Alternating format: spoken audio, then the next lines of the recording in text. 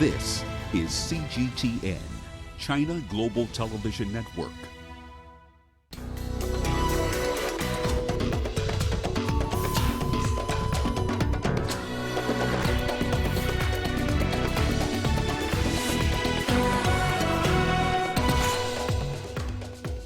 Protesters in Hong Kong disrupt traffic near airport after night of chaos. UN chief expresses solidarity with Ebola-hit DR Congo. And Ethiopian Prime Minister Abiy Ahmed in Israel Sunday for state visit. Hello and welcome to Africa Live. As always, great to have you with us. I'm Richard Searle-Nza, live in Nairobi. And for those of you joining us from across the continent and around the globe, we thank you for joining us. Let's take a look at other stories making headlines this hour. Fresh wave of tariffs from both China and the U.S. come into effect. And in sports, fans abandoned the Kenyan Premier League as the new season kicks off with matches being played to almost empty stadiums. Welcome to Africa Live once again. We begin with our continued coverage of the Hong Kong protest. Demonstrators are choking travel routes to Hong Kong's international airport. A large number of demonstrators have gathered at the airport's terminal. Passengers are unable to travel to the city by different means of transport. Airport Express is temporarily closed. A traffic jam has hit Sing Ma Bridge, an over 2-kilometer long structure that connects two islands of Hong Kong, Sing Yi and Ma Wan. The Hong Kong SAR government has condemned the acts of violent protesters as riots brought chaos to the city on Saturday evening. Authorities are also appealing to all residents to reject violence. This comes hours after rioters lit fires on main streets, vandalized government buildings, and paralyzed traffic. The police had banned public gatherings on Saturday, citing safety concerns and the need to maintain public order. But protesters defied the ban by occupying downtown roads. At least 40 people have been arrested so far. Our reporter, Gay Yun-Fei, has been reporting on the front lines, and she files this report. Another night of fire and violence. Now the protesters are setting up a big fire in the middle of the road between the PL's Hong Kong garrison and the Hong Kong SAR government central office. And now it's about 7:30. The fire has been lasting for over 10 minutes and just getting bigger and bigger. Now the firefighters are trying to extinguish the fire, but apparently that's not working right now. Just minutes ago, some protesters are throwing something like the explosive objects into the fire to make the fire bigger and bigger. And minutes ago, there was huge sound of explosive and blast.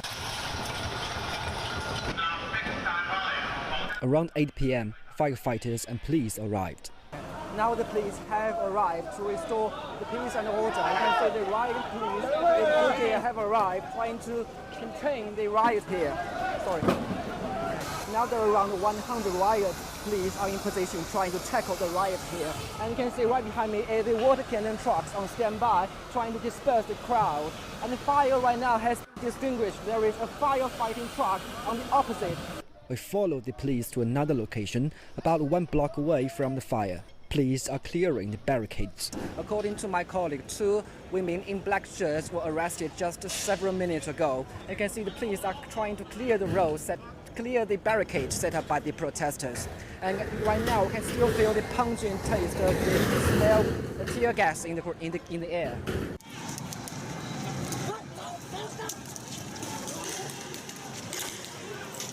Bystanders said they saw rioters throwing Molotov cocktails. On all these barricades, and then the police came. So what I understand is police splitted all the area. However, people were firing Molotov cocktails at the police probably. So there was some fire over there. Rioters are like water flowing from one location to another. Now the protesters are gathering behind me at the Causeway Bay near the shopping mall of Sogo.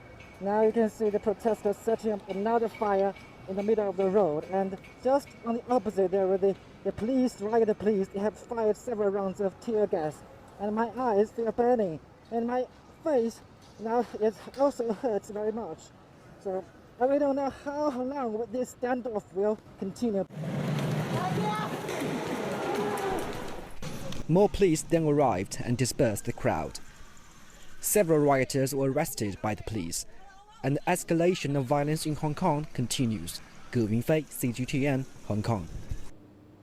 Hong Kong police say they have found a batch of equipment and weapons which could be used for attacking officers. In a hotel in Causeway Bay, they found helmets, armors, anti-poison gas masks, and over 40,000 Hong Kong dollars in cash. In another search carried out in Saiwan, the police seized axes, oil paint, drain cleaners, and baseball pitching machines. They also found a number of fake press cards. 11 people have been arrested. And in the Democratic Republic of Congo, the death toll from the Ebola epidemic has surpassed 2,000. Earlier today, the UN Secretary-General Antonio Guterres arrived in Beni, a town at the epicenter of the outbreak. The UN chief is currently on a 3-day visit to the DRC to assess the response to the epidemic and review the UN peacekeeping mission there. This is the first time in the DRC that health workers are battling the deadly virus in an active war zone. Militia-led violence and ethnic killing are continuing to undermine security in the North Kivu and Ituri provinces. Guterres expressed solidarity with the Congolese people and appealed for combatants to leave armed groups.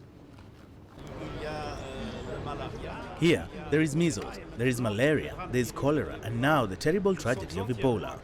We stand with the Congolese authorities and the Congolese people to try to respond well to all these challenges. I thank you very much for your kindness, and I reaffirm that this visit is a visit of solidarity and to express admiration for the Congolese people.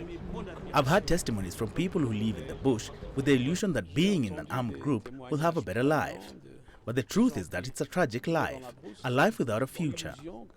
My appeal to all the fighters of the armed groups who are still in the bush is that they can also come forward, that they can come to a center like this, and they can also have a good life at peace in their communities and reintegrate into the society. And still in the DRC, where the Ebola outbreak has disrupted the lives of many in the eastern town of Beni.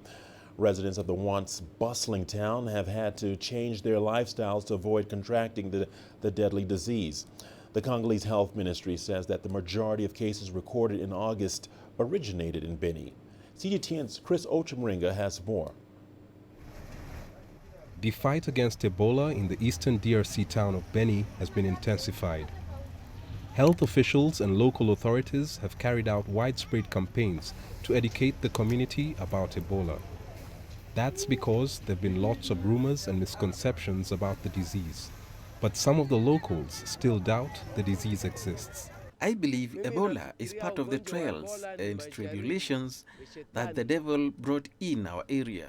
A lot of farming and business activity used to be carried out here, but many people have since abandoned their former lifestyles. Our harvests have really dropped because we no longer go to the farms to dig as we used to. People fear getting infected with Ebola from neighbors in the fields. Persistent attacks by armed groups in Beni have hampered the response to the outbreak and forced many people to flee their homes. Many of the Ebola infections recorded this month occurred in Beni. The epidemic has had a negative impact on trade here. Most organizations here have joined the fight against Ebola by setting up hand-washing stations. The officials only hope the community will heed the safety precautions against Ebola that have been spread on billboards and songs across the town. Chris Ochemringa, CGTN, Beni, Headlines. Democratic Republic of Congo. All right, you are watching Africa Live on CGTN. We'll see you on the other side of the break. We've got more news coming your way. Here's a look at what's coming up. Shooting leaves 5 people dead in the United States. And Sudan delays appointment of new cabinet, which was scheduled to meet today.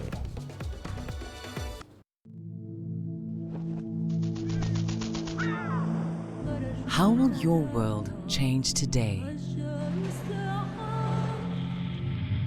What happens here?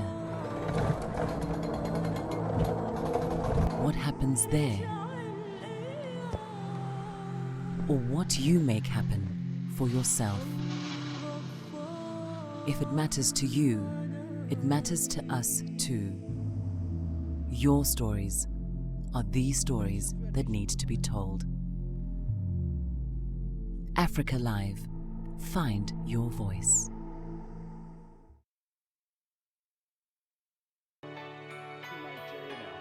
Economic data out of the country. The country's foreign currency reserves. With a dedicated and diverse team of anchors, CGTN now brings Africa to the palm of your hand. I'm Penina Karibe in the heart of Nairobi, which is bustling. From everyday heroes to the continent's most powerful figures, we bring their voices to you. We haven't changed. And this is something most of us are very excited about. We bring you news that's changing perspectives. I'm Ucheoko reporting from Nairobi's city center. News that brings Africa to the world.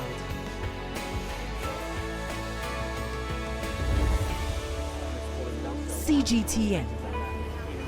See the difference.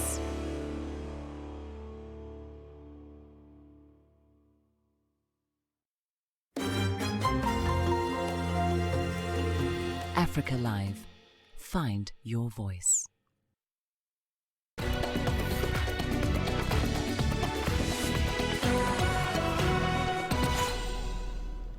Welcome back. In the United States, a shooting has left 5 dead, including the assailant, and 21 injured in the cities of Midland and Odessa in the U.S. state of Texas. The shooting started on Saturday afternoon in Midland when the suspect shot a Texan security trooper at a traffic stop.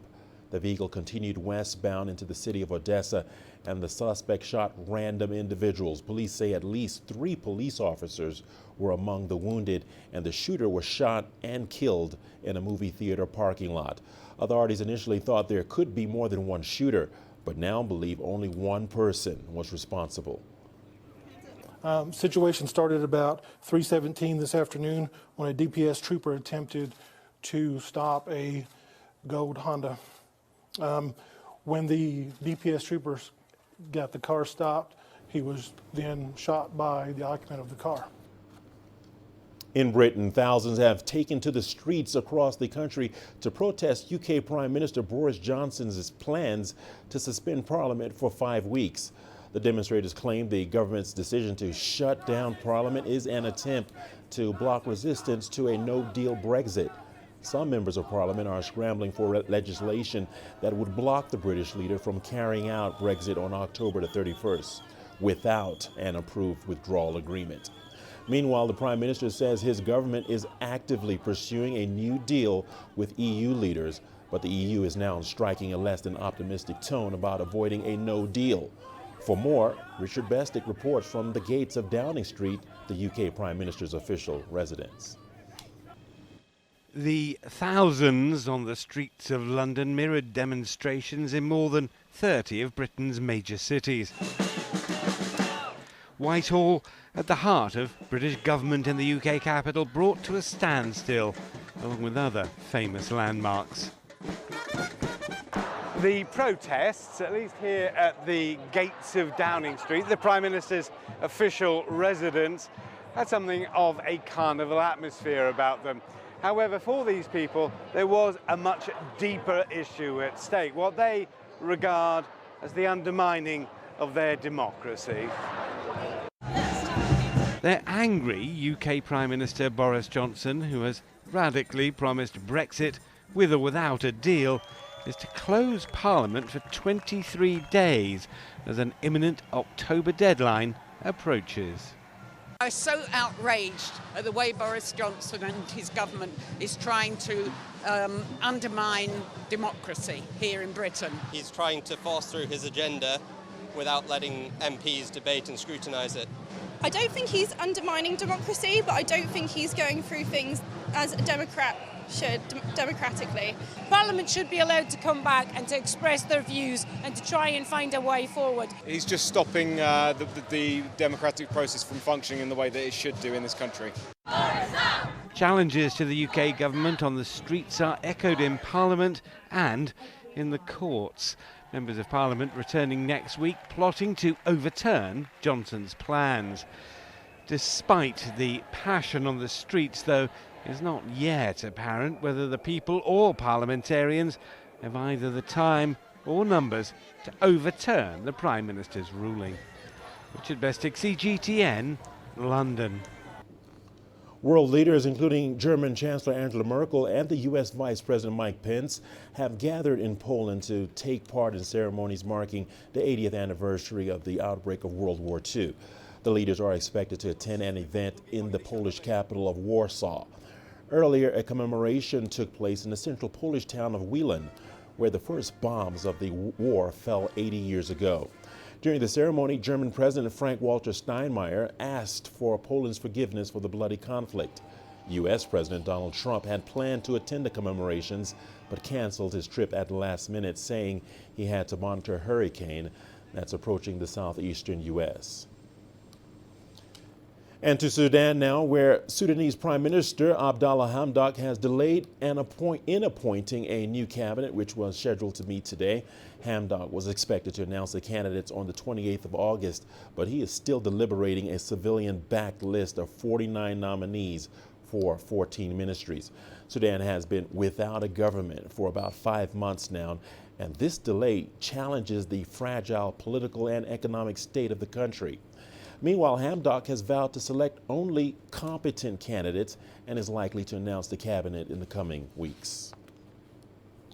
Meanwhile, a Sudanese court has said that it accepts the prosecution's corruption-related charges against the country's ex-president Omar al-Bashir. On Saturday, the 75-year-old former leader appeared in court in the defendant's cage for the third time this month. The court was set to meet again in a week. CGTN's Jane Kijo reports. A Sudanese court has formally indicted the former leader Omar al-Bashir on charges of corruption and possessing illicit foreign currency.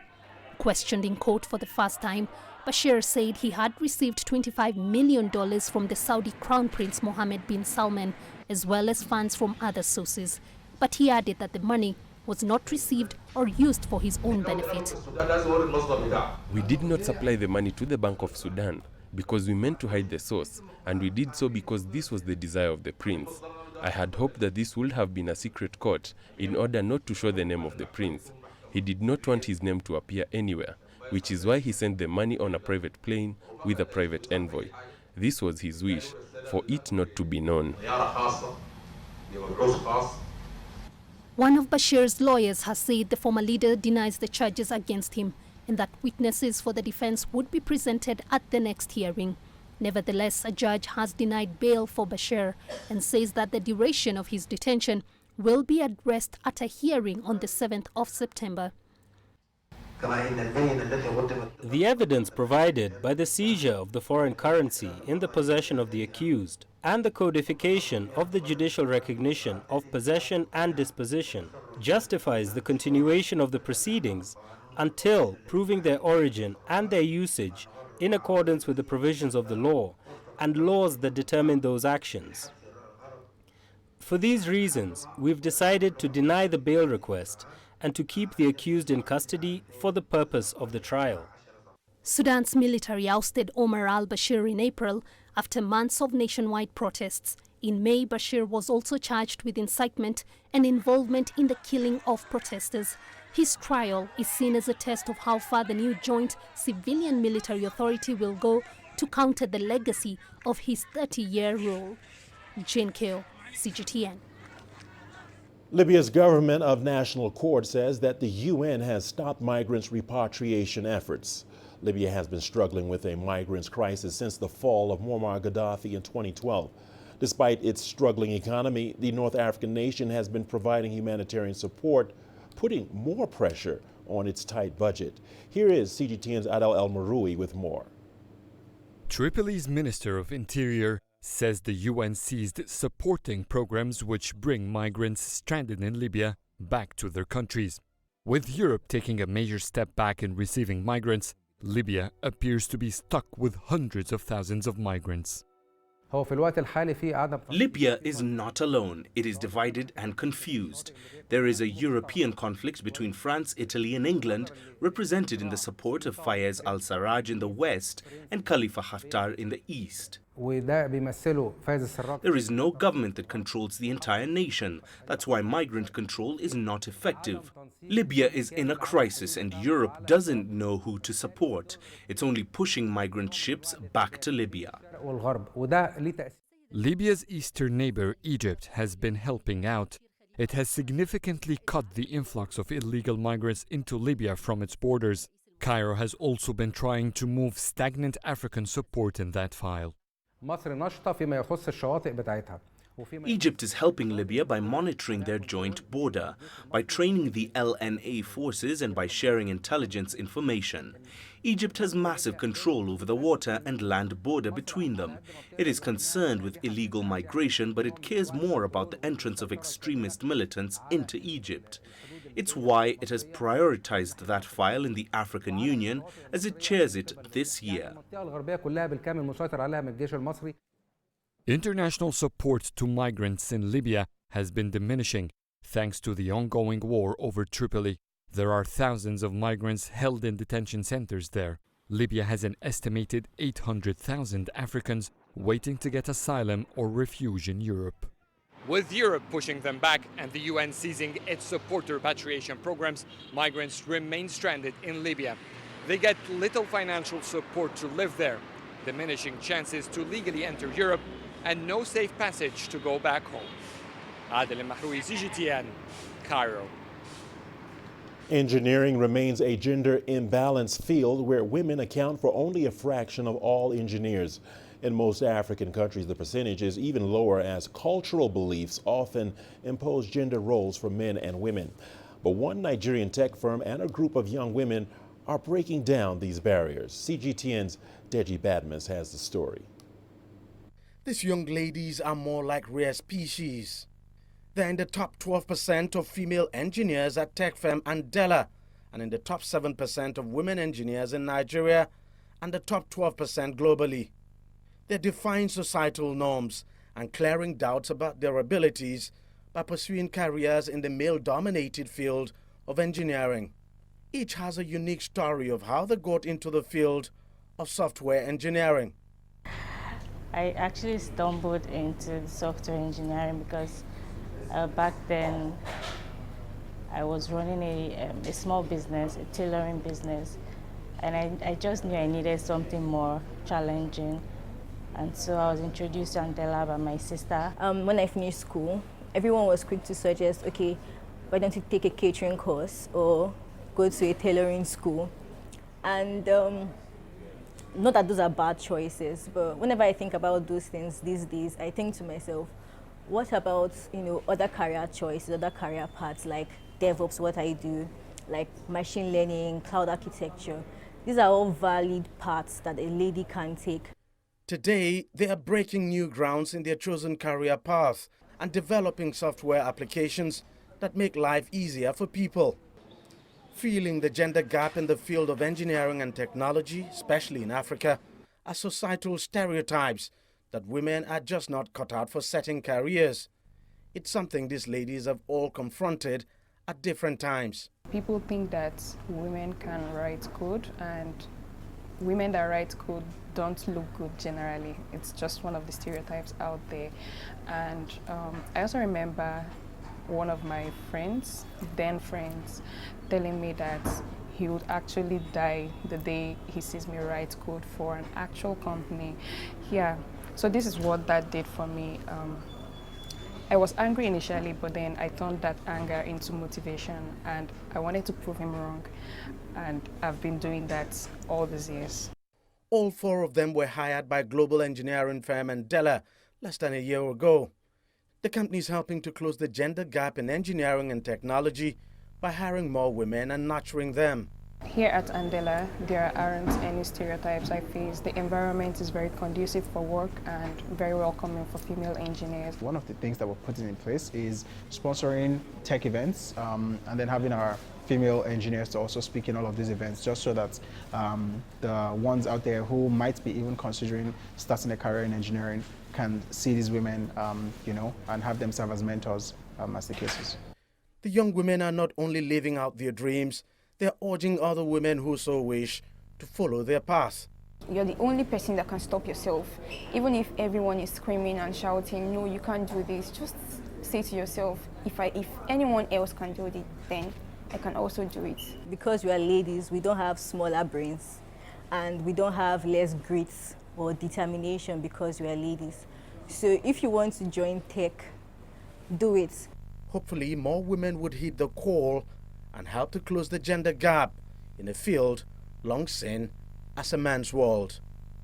Deji Badmo, CGTN, Lagos, Nigeria. Meanwhile, Ethiopian Prime Minister Abiy Ahmed is set to arrive in Israel today for what authorities say is an official state visit. Abiy is due to meet with Prime Minister Benjamin Netanyahu and will also engage Israeli investors who can potentially be involved in the Ethiopian economy. Gerum Chala reports. Since he came to power a year ago, this is the first time Prime Minister Abiy Ahmed is headed to Israel.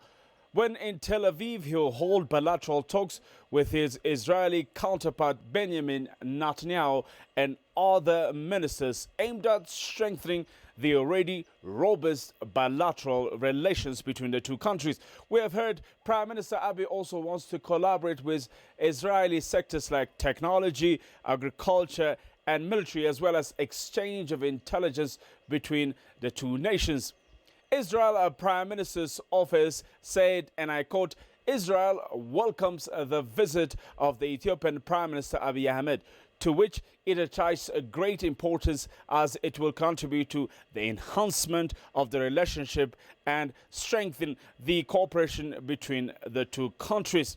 End of quote. While in Israel, Prime Minister Abiy Ahmed as well is scheduled to meet Israeli President Reuven Rivlin, as well as potential investors who like to put their money in the Ethiopian economy. Israel and Ethiopia have had strong diplomatic relations since 1992, with Israel providing military support mostly in form of training and reconnaissance. Glumtala CGTN, Addis Ababa, Ethiopia. The news continues on Africa Live. We've got your business news coming up next. Here's a look at the headlines. Fresh wave of tariffs from both China and the U.S. come into effect. And British court allows firm to seize Nigerian assets worth $9 billion. Africa is the nexus of enterprise, and global business will tell you why it matters. From the mega investment projects to multi-billion-dollar mergers and acquisitions. Africa today collects, just in terms of revenues from taxes alone, $545 billion a year. If you take 10% of that and you devote it to the energy sector, problem solved. All this on Global Business, weekdays at this time on CGTN. Africa Live. Find your voice.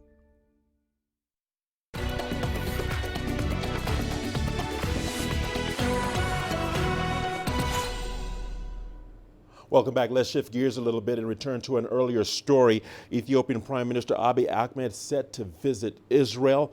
And to give us more perspective on this story, we go over to our CGTN correspondent, Stephanie Freed, live in Tel Aviv. Stephanie, thank you for joining us on Africa Live. First things first, Stephanie, can you give us more detail on Prime Minister Abiy Ahmed's visit to Israel?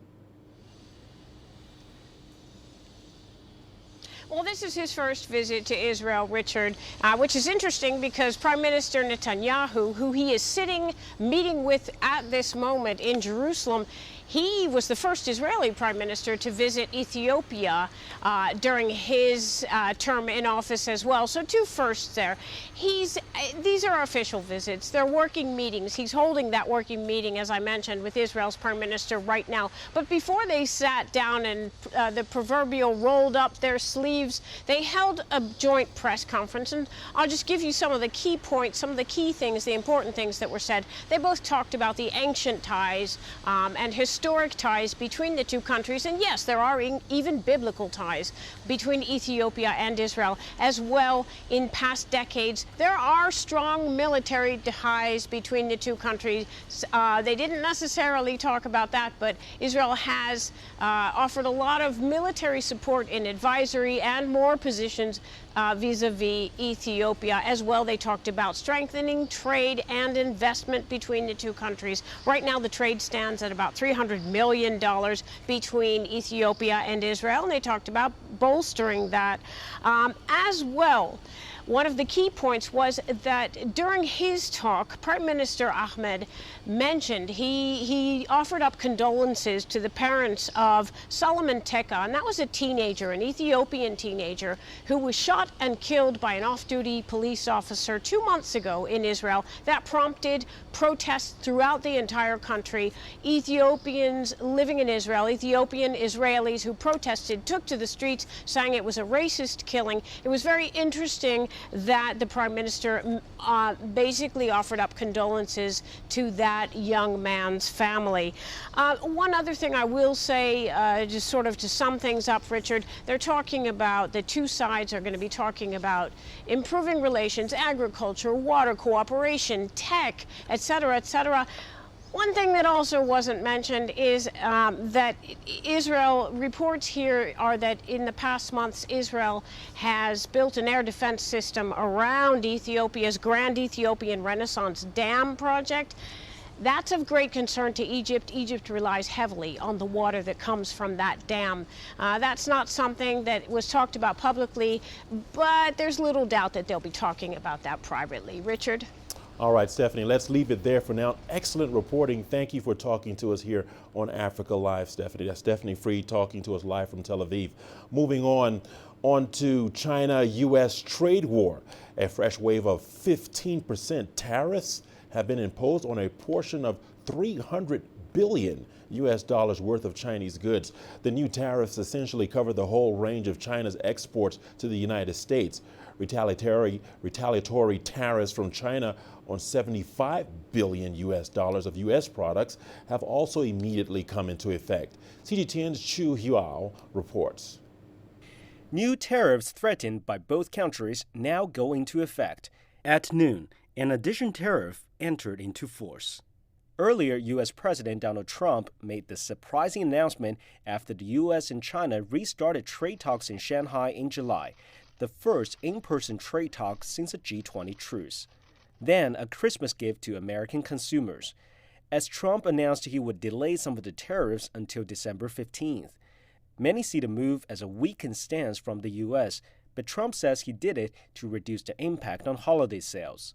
The delay applies to a wide range of goods, including electronics, toys, and clothing products. The tariffs have put us in an incredible negotiating position, and I say that to China directly. And it's only going to get worse for China.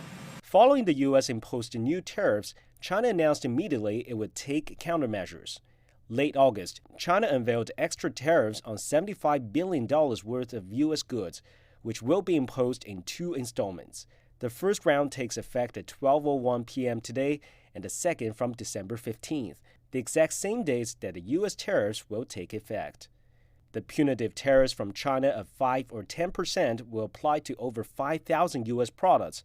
For the first time, crude oil has been put on the list. Other products range from small aircraft to food items like frozen lobster. U.S. soybeans will be subject to a total of 30% Chinese tariff.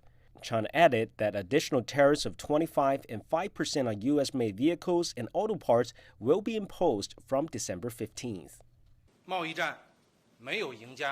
The U.S. move proves that there's no winner in a trade war. The escalation of trade tensions will lead to big losses for U.S. consumers and businesses. I hope the U.S. will stop such hostile acts and talk with China to find a way out on the basis of fairness and mutual respect. An escalating trade war between the two largest economies. The conflict began in March 2018 when Washington imposed the tariffs on China's steel and aluminum industry. The tit-for-tat of tariff increases has only worsened since then. Negotiators from both countries plan to meet again early this month in the United States. But as the Ministry of Commerce says, the new round of U.S. tariffs will not lead to good conditions for trade talks.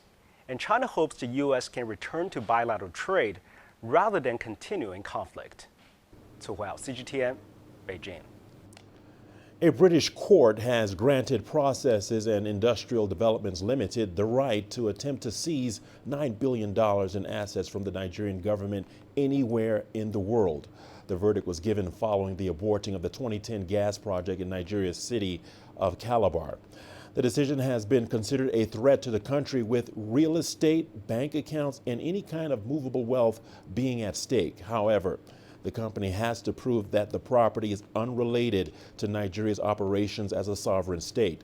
The ruling converts the arbitration award to a judgment, giving it the same powers across the European Union as a court ruling. The deal between the Tunisian company StarTimes and PSA Peugeot Group is yielding fruits after being signed in November 2016. The agreement on the manufacture, assembly, and marketing of Peugeot pickup in the country is already producing and exporting vehicles. CGTN's Adnan Shawashi has the details on how the deal will help boost the Tunisian industrial sector. The Ministry of Trade in Tunisia announced that French automaker Peugeot and its main partner, the Tunisia Pickup Assembly, have exported 67 vehicles out of a total of 200 vans to Cote d'Ivoire. This is the first but not the last export operation to Africa. It paves the way for considerable investment in the auto industry. Tunisian competences and their foreign partners guarantee the quality of the exported pickups. The general manager of Peugeot car manufacturer Jean-Philippe Imparato announced in 2017 the resumption in Tunisia of the marketing of Peugeot Pickup 404 after 25 years of absence to meet a growing demand for these vehicles. This assembly line is located in the Nemrira industrial zone in the suburbs of the capital city Tunis. The unit was inaugurated on July the 25th, 2018. Since then, we've started the production of the Peugeot pickup in 4x2 and 4x4 models for the Tunisian market. Then we've targeted the African market. The assembly line produces 6 vehicles per day. It will reach 8 vehicles in September. The objective is to assemble 12 pickups per day in December. Many of the spare parts used here are imported from China. We're importing kits from China and storing the equipment of 36 vehicles in each store. We're also supplying spare parts locally, like the battery, shock absorbers, and leaf springs. The integration level is 43%. The pickup production unit will produce 3,500 vans destined for the Tunisian, Maghreb, and African markets, with an estimated capacity of 400 jobs. Tunisia aims to become a North African hub for the export of cars and spare parts to the rest of the continent. Authorities say the investment, incentives, code, grants many advantages to foreign and local investors in the auto industry sector. Adnan Shawashi, CGTN, Tunis. Tanzania's industrial drive has led to significant infrastructure growth as new buildings mushroom every month. However, none showcases this more than the commercial capital city of Dar es Salaam. In 2016, the Architects and Quantity Surveyors Board named the NMB Bank head office the best building in Tanzania. CGTN's Daniel Kijo shows us why. The number of high-rise modern buildings can sometimes reflect a nation's level of development. In the bustling city center, this building, owned by NMB Bank, has become one of Dar es Salaam's notable sites. The man who designed it has worked in Tanzania for 23 years. We wanted to present an eye-catching and modern building which projected the right image for the bank. 7 floors of open offices and sleek finishing topped with a colorful ceramic outer layer. The building houses over 600 employees, and the design had to have 2 levels of basement parking. While people walking by might admire this building on the outside, it's really the design on the inside which is innovative. In the middle of a hot and humid city, this interior offers an open setup which is well ventilated, and it provides a cooler environment for those working here. Architects like Oswald Modu say there is a considerable change in how buildings are currently designed and built in Tanzania. He says in the past, design was influenced by climate as well as budget. This used to be our design element, aesthetical design elements. We will go for sun shading for that matter, and use it as an element. Dar es Salaam's tropical climate is an important aspect for modern architects to consider, which is often trumped by other concerns. If you look at new buildings either built recently or still under construction here in Dar es Salaam, they tend to be glass, which is to say from an aesthetic point of view I find quite uninteresting, and from a climatic and building energy use point of view is normally disastrous. As more buildings rise in a growing city, many factors now have to be considered, from aesthetics to climate to environmental impact. So now the challenge for architects is to create modern structures in Tanzania that work for the environment as well as their occupants. Daniel Kijo, CGTN, Dar es Salaam. Bean pudding and bean cake is essentially enjoyed across all ethnic groups in Nigeria despite the difficulties involved in its preparation. Popularly known as akara and moi moi, it consists of peeled beans, crayfish, pepper, and other ingredients rich in protein. A young entrepreneur has set on the task to modify the process for moi moi and akara lovers. CGTN's Deji Batmas has this story. Mixing things up at a part of a home which serves as a makeshift factory. Thereafter, the packaging begins. It's the final stage in the production process of Anthea Pereto's Moi Moi Espresso, and the label on the pack clearly indicates the various ingredients that she has mixed to form her product. I love to cook, and I know that Moi Moi and Akara are amazing health benefits. So, and also the cumbersome, I thought also about the cumbersome process of preparing the moi moi and akara. You need to soak your beans for a couple of minutes, as much as 30 to 45 minutes, to now wash the beans, to dehusk it, and then go looking for a grinding machine, local grinding machine to mill. I now thought, no, I need to save you the stress. And that was how I birthed Moi Moi Espresso. Anthea sold her smartphone and laptop to raise the seed capital to start her Moi Moi Espresso enterprise. And today, the product can be found on supermarket shelves across Nigeria. And because of her initiative, busy young men like Suleiman can now have their favorite meal without too much of a stress. You know, for us bachelors, so we have to try to make ends meet to make sure that things are easy for us. So it's a way that we don't need to go to the grinding machine and do all those things. So someone has helped us to do this, and it's better for us. Anthea's Moi Moi Espresso has significantly cut down the time it takes to make bean pudding and cake. What would normally take hours to prepare now takes minutes. With Moi Moi Espresso, you can have your Moi Moi prepared in minimum, in fact, in 40 minutes, because all you do is just scoop, mix, cook, and that's it. She came all the way to my house to show me how it's done, and since then, Moi Moi Espresso has been it. Apart from her Moi Moi Espresso enterprise, Anthea also works as a radio presenter at one of Abuja's top radio stations. So when she's not in her makeshift factory here, you will sure find her behind the microphone. Outside radio, I MC events, and then I also do voiceovers. Look, a little bit of this, a little bit of that puts food on the table. But make no mistake, she has big dreams for her Moi Moi Espresso. I wish and pray that Moi Moi Espresso will be a household brand. I also wish and see myself to be a major employer of labor, at least to take away the weight of hunger and depression from young Nigerians who are there crying, oh, no job, nothing to do and all that, and might not even have money at all to start anything. Anthea is more than passionate about her Moi Moi Espresso and hopes to find investors to expand and scale the enterprise.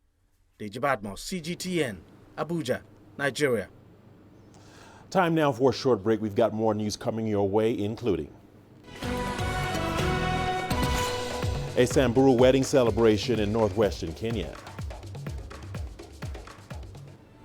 Join us in Global Business and see Africa through our eyes. The greatest journeys, the greatest sights, the greatest adventures. Here in Panata, this weir allows the locals to walk on water.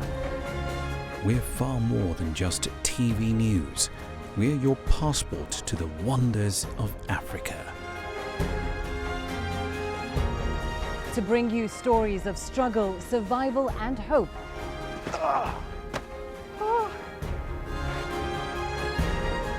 So let's explore.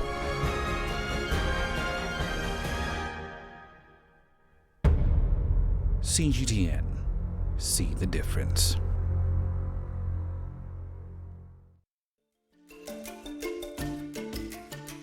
Africa Live. Find your voice.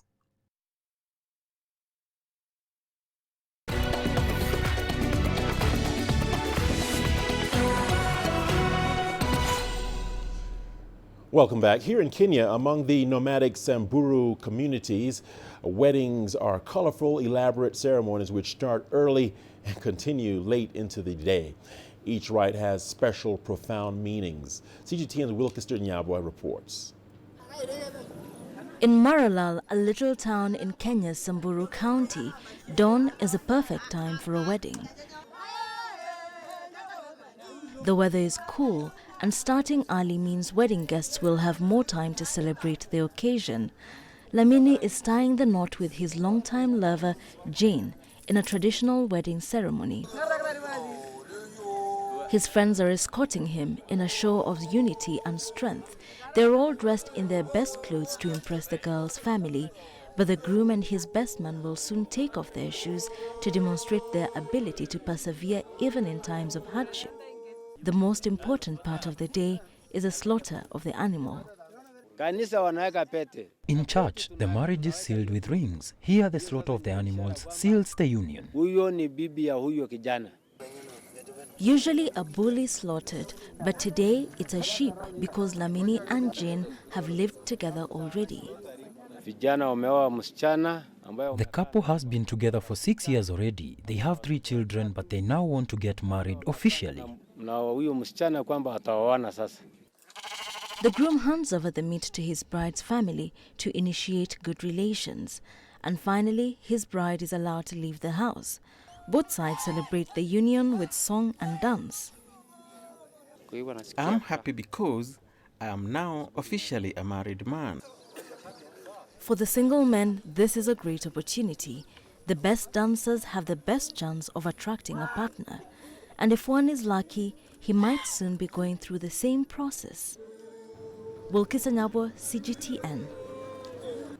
And to Cote d'Ivoire now, where thousands gathered for the concert in the capital Abidjan to pay their last tribute to Ivorian musician DJ Arafat, popularly known as Daishi. The 33-year-old, who is considered the most famous Ivorian artist from West Africa, died in a motorcycle accident earlier this month. The concert was organized by hundreds of Ivorian artists, with President Alassane Ouattara among its attendees. In his lifetime, DJ Arafat released 11 albums over his 15-year career and was named Best Artist of the Year at the Coupe de Soleil Awards in 2016 and 2017.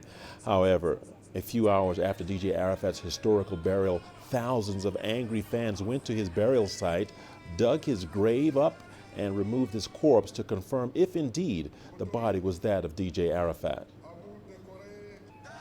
He is an icon for African youth and the whole world. He is no longer with us today, but we have come because we are proud of him. We are proud of all that he has accomplished. We are proud of all he did for the youth. I live in Yopougon, but I came because Arafat was my artist.